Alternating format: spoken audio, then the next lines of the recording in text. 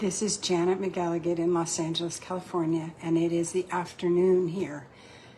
And the reason I'm coming on a second time is because of all of the evidence from the Battle of El Fasher. I have spent the morning in tears, to be perfectly frank, because it is clear that the United States government and our special envoy for African affairs is in cahoots with the UAE, because now evidence has shown that foreign fighters, at least 30 have been killed, I think, from Colombia, South Sudan, and who knows where else. But more importantly, they have murdered over 10,000 civilians. I'm going to show you.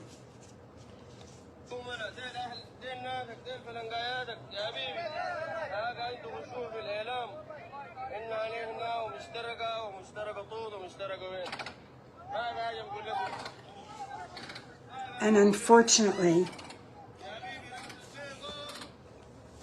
that's just one of about 40 videos that I have. Not long ago, I purchased a domain name called SudanWarCrimes.com, and I think SudanWarCrimes.org. But I'm not a techie person. There's a Sudanese from El Fasher who lives in Saudi Arabia. He was in the hospital for the last month, I think stress-induced, because a lot of his friends and family have died in El Fasher. And then there's Bara, where I've gotten evidence of war crimes in Bara as well. And then we have Khartoum, and we have Kassala, and we have Atbara, and we have the bombings in Port Sudan.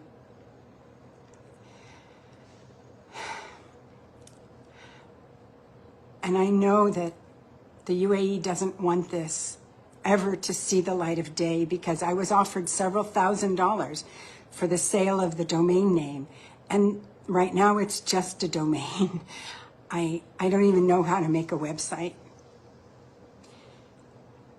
And seeing all of this is far different than living it.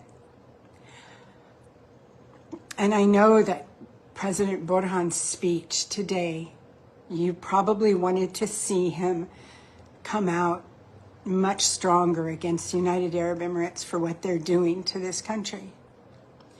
But I'm a child of a military officer. My father was in the Air Force for 20 years, and he and I butted heads all the time because I felt like he had no emotion.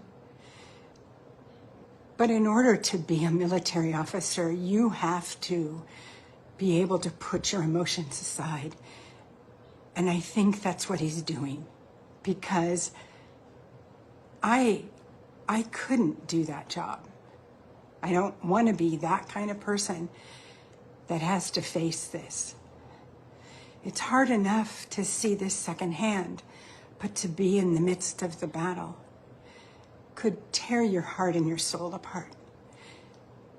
So I hope we all find a way to have this stop.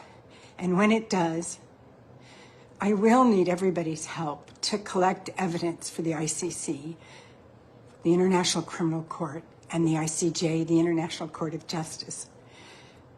And I'll turn it over to whoever knows how to do these things. But I'm also telling the United States, this is evidence of genocide on a mass scale. We must cut arms to the UAE. We must cut support to anyone who has helped in this, because those RSF barbarians talked about killing all the black people, and yet they also have the same color skin. So first of all, President Trump, get a decent envoy, whoever it is.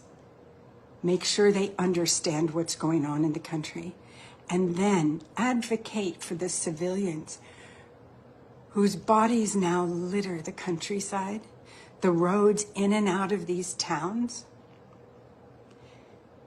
And it's time that we get back to being champions for people.